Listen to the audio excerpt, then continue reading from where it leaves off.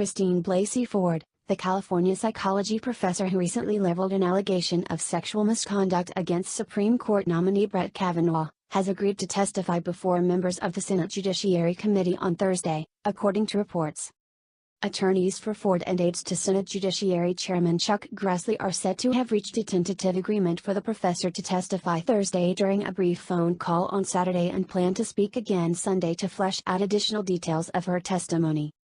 Members of Senator Dianne Feinstein's DCA staff were also a part of Saturday's negotiations. Negotiations could still falter over those details, which include who will question the woman, Christine Blasey Ford.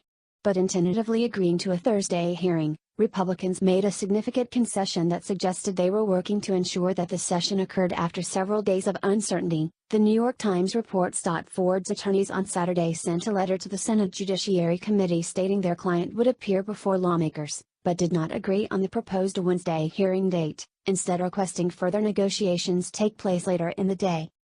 Dr. Ford accepts the committee's request to provide her first-hand knowledge of Brett Kavanaugh's sexual misconduct next week, the letter read. In a jab at Grassley's handling of the negotiations, Ford's attorneys claim the Republicans' counterproposal was fundamentally inconsistent with the committee's promise of a fair, impartial investigation into her allegations. Late Friday evening, Grassley announced he would grant Ford's lawyers additional time to reply the Iowa senator's proposal to testify Wednesday.